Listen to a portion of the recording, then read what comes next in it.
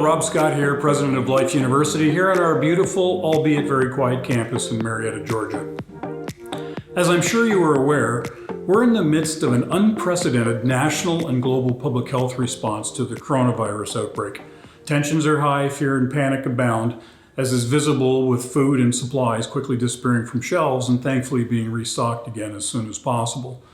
As you know, here in Georgia and increasingly throughout the country, the governor has requested that all schools, including colleges and universities, suspend their on-campus instruction and group activities that involve more than 50 people. While most members of our vitalistic community who trust in the ability of the body to respond and adapt to the challenges presented by infectious agents may see the governor's requests and the nation's actions as extreme, others see it as essential to protecting the most vulnerable members of our society. As a community founded in lasting purpose, one that's committed to giving, doing, loving, and serving, it seems to me that it's almost incumbent on us to do what's in the best interest of others who are not fortunate enough to be healthy, often through no fault of their own. As such, Life University has abided by this request and has suspended on-campus instruction and large group gatherings until further notice. I'm so grateful to be able to share with you that our faculty are doing a tremendous job. They're working diligently to wrap up the winter quarter with online instruction and examination in ways that ensure students will not be penalized by the loss of their last week of instruction or by being off campus. Additionally, our faculty are working together using all available resources to transition courses to remote and online instruction for our spring quarter, which will begin on schedule April 6th. Life is fortunate to have a robust online college offering degrees in 4 majors, which has provided us with a dedicated training and support staff to aid in this transition. I'm confident that while we'll certainly experience some glitches along the way, we will strive to provide the best remote online experience possible for our students now and in the coming future. And most importantly, please keep in mind that we will return to campus and resume regular instruction at our very earliest opportunity. I recognize that by following the governor's recommendations, it's inevitable that such a widespread and relatively extreme response has created waves of uncertainty, confusion, and unintended consequences. But as is often the case, with crisis comes opportunity, and this national experience has both tested and enhanced our need to change the dialogue in conventional healthcare.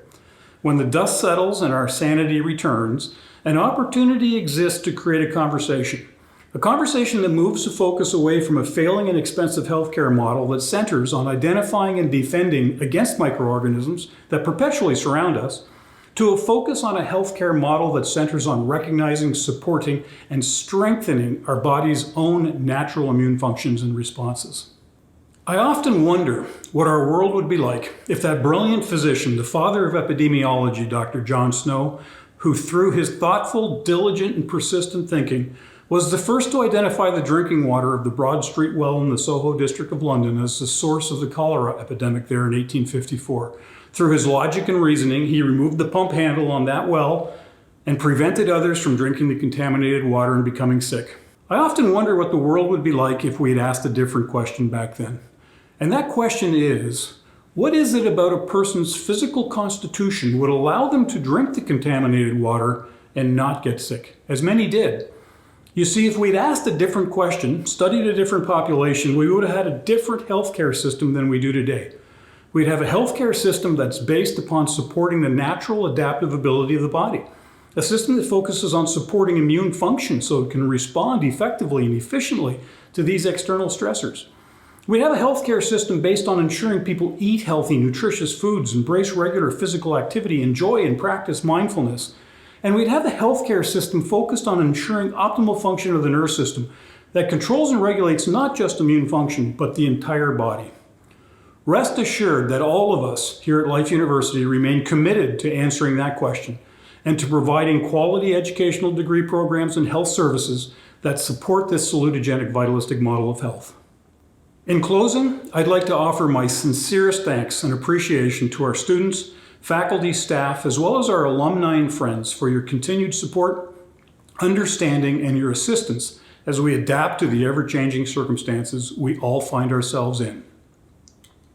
And finally, I'd like to ask all members of the Life family to remember our foundation of lasting purpose, and that love and kindness can be much more infectious than any virus.